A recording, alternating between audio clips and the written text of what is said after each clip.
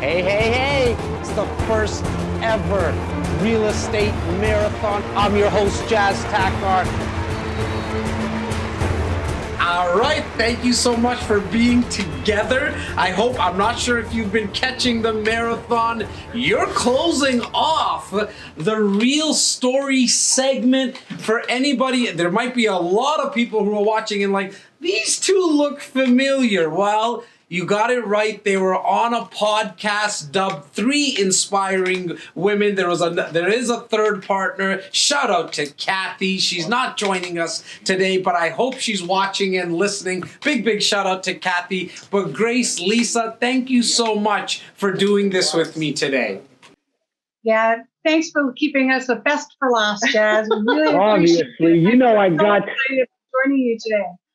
Well, ladies, let's get right into it. I want to talk about, because you guys have done, it's very, one of the reasons I want to keep you till the end here is because not only are you investing into real estate, but you're using so many different strategies. You're using joint venture, you're investing into pre-construction, you looked at you've done student housing. You're kind of diversifying in so many different types of properties, but also strategies. And that is something that I think all of our marathoners and so many more need to listen to. And because of that podcast, you ladies have inspired so many men and women to take that first step. So let's get right into it.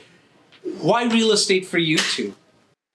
Well, I think it really started with Lisa and I are neighbors and really good friends. So we've been walking and talking for, probably about 15 years about what do we want to do after. Both project managers, both been in the corporate world for way too many years, and decided as we retire, we wanted to do something totally different. And as we kept walking and talking, we came up with a whole bunch of different things. And then one weekend, I did just an intro course at one of the home shows and found that there's, courses on how to get into real estate.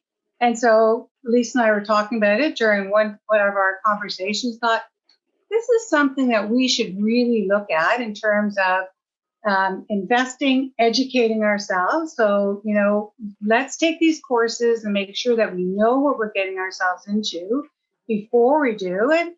And this can be a long-term strategy. So, and our kids. We decided to embark and say, let's learn something totally new here and keep our minds sharp and learning. Now, did you two find it a little bit easier because you were doing it together? I don't mean easier like from an investing perspective, but just kind of getting into it together. The buddy rule always helps, right? So true. Right? Buddies as walkers, just bouncing ideas off of each other. It can also bring, periods where you agree to disagree, right?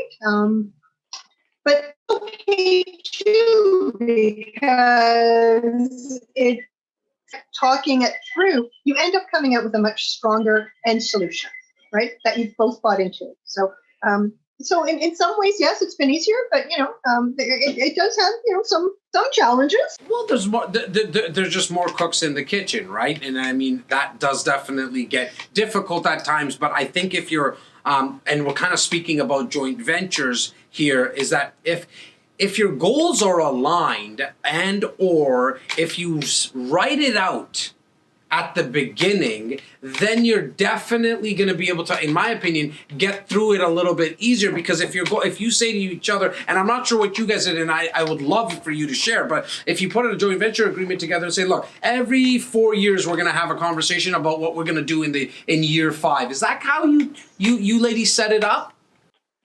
Oh yeah.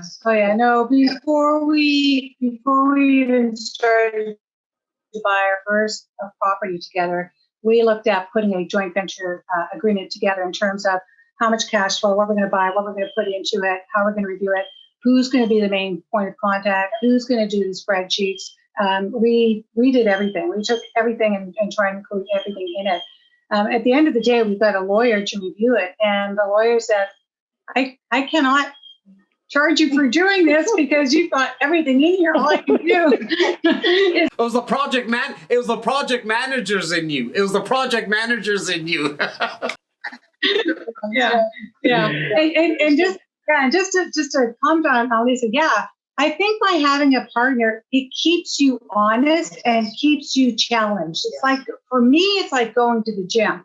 If I'm not accountable to somebody, you know, and it's even with work and everything else, I mean, it keeps you sharp, it keeps you on your toes, because you can slip in terms of your timelines, right? I can do it tomorrow. But when you've got a partner that you're accountable to, you know, you can't wait for tomorrow. You know, it's got to be done when we say it's going to be done. Now, when you did your first property, did you guys, because you're joint venture partners, did you guys say, okay, we're going to open up an account, 1, 2, 3 account, and put some funds in reserve? Like, how did you guys work that through? Yeah. So we did exactly that. We opened up one bank account. We put some seed money in. So the seed money was really covering, right, the first mortgage payment. Because we didn't know what expenses we put in the seed money. And we, within the joint venture agreement, we actually spelled out that we would put in, you know, any shortfall equally to cover any shortfalls initially, right? So absolutely, yeah. Now, you mentioned the lawyer. We've done a couple of things together as well, but you've done stuff outside of our organization, which I'm so proud, and because I want to speak about that, because again, and I'm going to say it again, that this is not some type of infomercial for REC. This is more of, look, we're all regular people, but the ones that actually take action are, in my opinion, the ones that clarify what and the why and not worry about the how, because that does appear. Who else was part of your team? Mention the lawyer. We know that we've done a couple of other things with each other. And who else was part of the team, ladies? It's funny. So we talked about Kathy, our partner, too. I mean, Kathy has one property with us. So she has some of her other properties on her own. So we learned from Kathy as well, from our partners. So there are other people that are in the real estate world. My uncle was in the real estate world for years. And, you know, it was him that prompted me to get into this as well. So you tap into, as you said, you know what? When you're in the investment world, we all like to keep in touch with everybody else, right? So you talk to these people to help you through this, right? I mean, we have our team of, you know, a team of people, realtors, lawyers out there that help us through everything, property manager that helps us, you know, fill properties as well. So I mean, those are the regular stuff, but it's also just working outside and understanding what other investors are doing and why they're doing things. Now, you've also invested, because both of you, great job, Grace. Both of you live and reside here in Ontario, but you guys have invested outside of the province. Talk to us a little bit about that. Kind of, what were some of the concerns? Maybe what were some of the worries? And then what got you to come into that comfortable place where said, you know what, we're going to throw our hat over the fence and even invest outside of the province? So that was a bit of a stomach turner for us, to be perfectly honest. We always said that we would buy in our own backyard. And then we got a deal, and it made sense. I mean, the numbers simply made sense. It was a pre-construction. We needed to wait a little bit, but for all the reasons that pre-constructions are, you know, the right thing, you know, the time horizon, you know, the small deposits, incrementally, you know, installments, and it was cash flowing. I mean, there was a bit of a leap of faith, right? Because it's our first one. You don't know what the rents will be in 2 or 3 years' time, right? So it's a bit of a leap of faith, but we had, you know, some really strong folks on our team that sort of held our hand, and we pulled the trigger. Well, and you mentioned it as well, like Lisa, that the numbers worked. I'm so glad that you mentioned that, because I get the question all the time.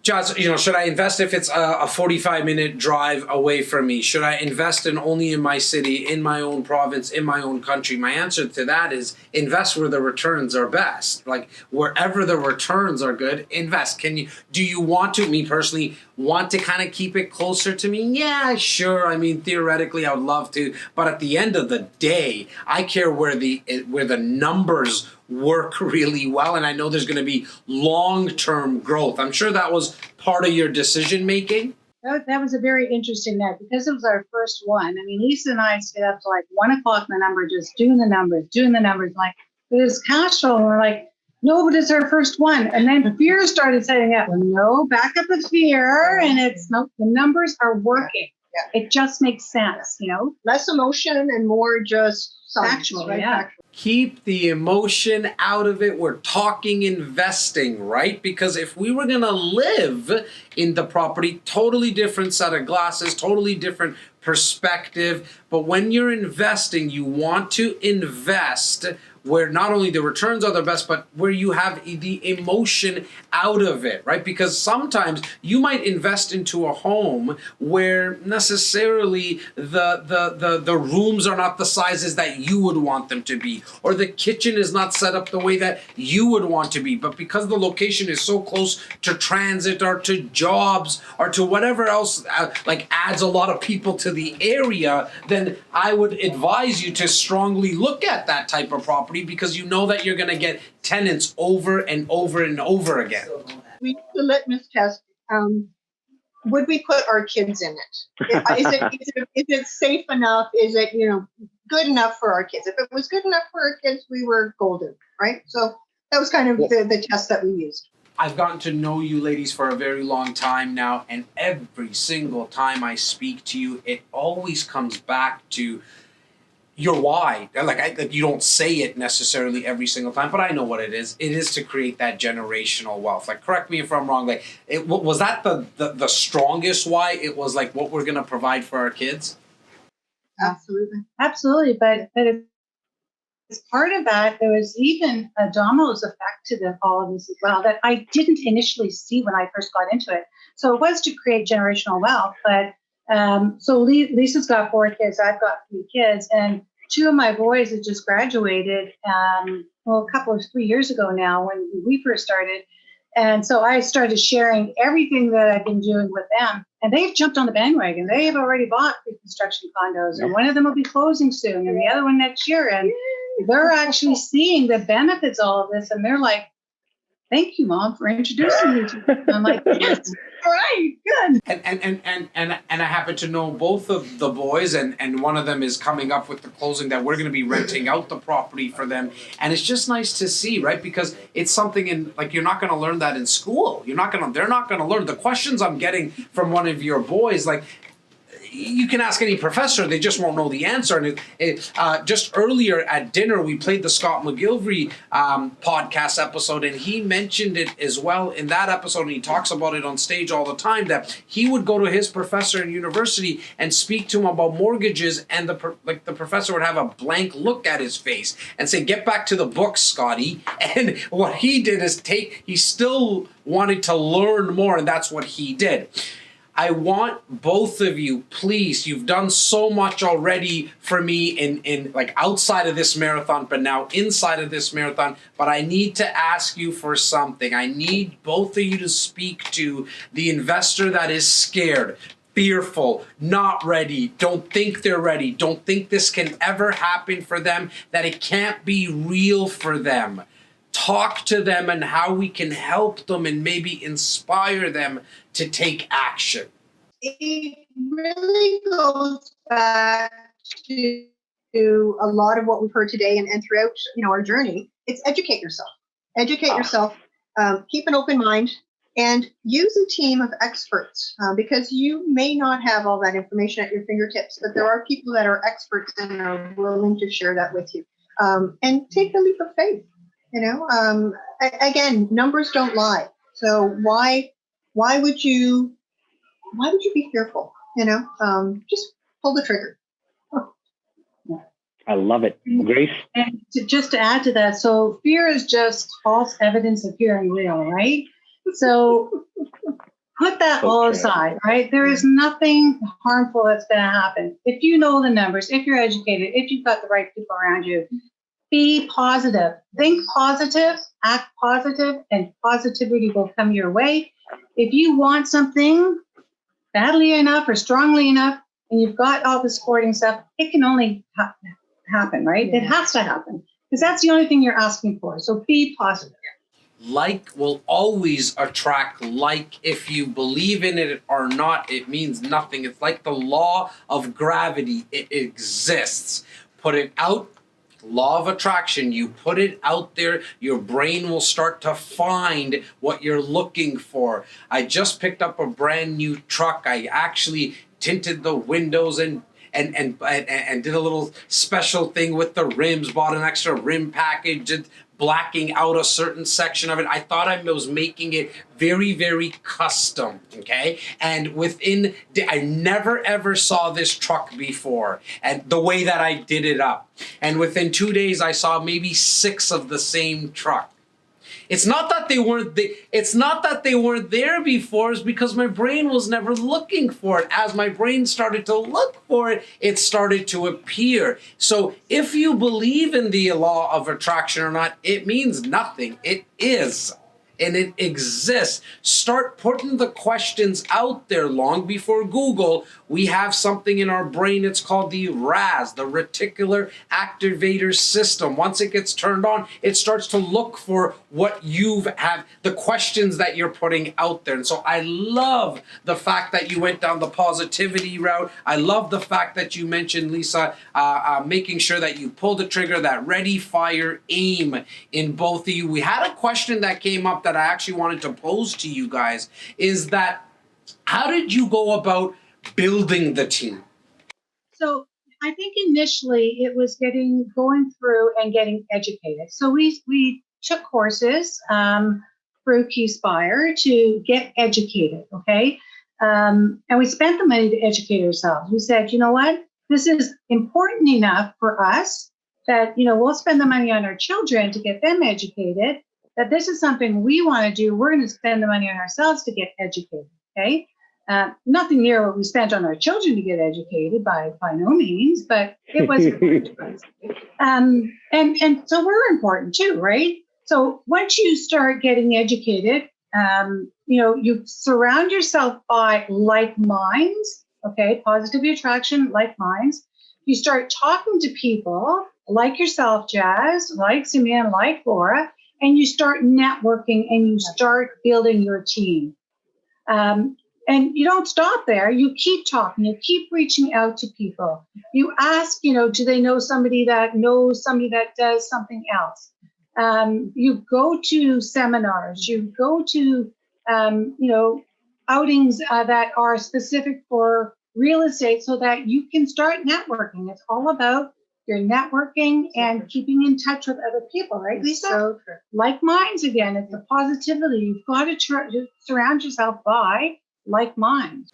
And I love that you still keep that mindset, right, Grace and Lisa, where you guys are still learning. You're still growing your network. This is never ending.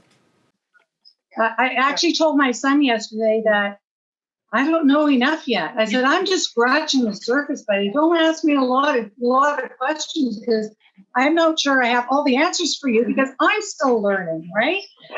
But I'll tell you what I know, and then you go out there and you find out some more and you share it back with me, okay? So the learning just never stops. It continues all the time. Yeah, and that's part of the allure, right? It is, you're just constantly stretching yourself, right? You're meeting amazing people. Again, it's been quite the journey. We've enjoyed it, and we're going to continue. It's funny what happens, right? As you continuously push yourself out of the comfort zone, as you extend, it just gets bigger and bigger and bigger as you keep on trying to find, because everything that you want in life is right outside that comfort zone. So as you continuously stretch it, that starts to grow, and then you just get more into your life. ladies, you have added so much to my life and to so many others. I want to thank you once again, spending a part of your Saturday night with not only me, but with so many others tonight. I give you so much love virtually and digitally right now. I cannot wait to see you again. Yes, there you go, Gracie. There you go, Lisa. I love both of you. Yes, guys, please make sure that if you want to be put in touch with not only our the 3 Real Insiders that I brought, the 3 Real Story segments that I did, and anyone else of all of our service providers, all the guests, email us at info@reccanada.com. I can smell the finish line. Ladies, thank you so much once again. Thank you very much, Jazz. We're honored to be on your podcast. We love everything you do. All of that. Love you, love you, love you.